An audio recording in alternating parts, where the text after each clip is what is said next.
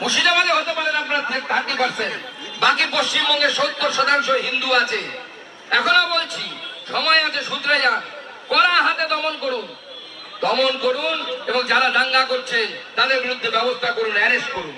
নাহলে আমরাও ছেড়ে কথা বলবো না।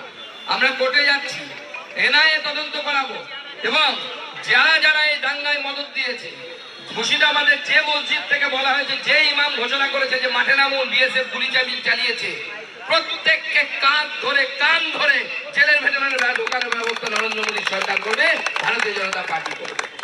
আজকে একটি সরকার বসে আছে, যে সরকার সংবিধানের শপথ নিয়েছে, সেই শপথ নিয়ে সে বলছে যে আমরা ওয়াকফ বিল লাগু হতে দেব না পশ্চিমবঙ্গে। তো ওয়াকফ বিল যদি লাগু না হয় তাহলে তো কোনো দাঙ্গা হওয়ারই কথা না। ওয়াকফ বিলে কি আছে? ওয়াকফ বিলে বলা হয়েছে যে এত 9 লক্ষ বর্গ কিলোমিটার এতখানি জমি ওয়াকফ বোর্ডের কাছে আছে। কার কে সুযোগ সুবিধা পায়?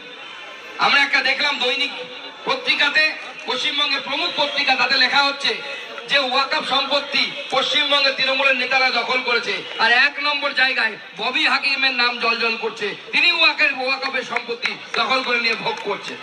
তার মেয়ে ডাক্তার হয়েছে বেসরকারি মেডিকেল কলেজ থেকে পড়ে। আমি সাধারণ মুসলিমদেরকে, যারা বিজেপিকে ভোট দেয় না, তাদেরকে প্রশ্ন করতে চাই। আমি ফিরাদ হাকিমের সাহেবের মেয়ে প্রিয়দর্শিনী হাকিম বেসরকারি মেডিকেল কলেজ থেকে বাপের পয়সায়, সরকারি ভাবে নয়, বাপের পয়সায় করে ডাক্তার হয়েছে। আপনার বাড়ির মেয়েটার কি হলো সেটার খোঁজ নিন। আপনার বাড়ির ছেলেটা কত শিক্ষা পেয়েছে তার খোঁজ নিন। তৃণমূল কংগ্রেসের এক একজন নেতা ওয়াকফ সম্পত্তি দখল করে আছে, হিন্দুও দখল করে আছে, মুসলিমও দখল করে আছে। আর আপনাদেরকে ভুল বোঝানো হচ্ছে। 2 বছর আগে বোঝানো হয়েছিল সিএ চালু হলে নাকি নাগরিকত্ব চলে যাবে মুসলিমদেরকে। 2 বছর হয়ে গেছে। আজকে আমি তৃণমূল কংগ্রেসের সেই সমস্ত নেতাদের প্রশ্ন করতে চাই, কজন মুসলিমের নাগরিকত্ব চলে গেছে? নিয়ে আসুন তথ্য প্রমাণ অনুসারে। আমরা তখন বলেছিলাম একজনের নাগরিকত্ব যাবে না।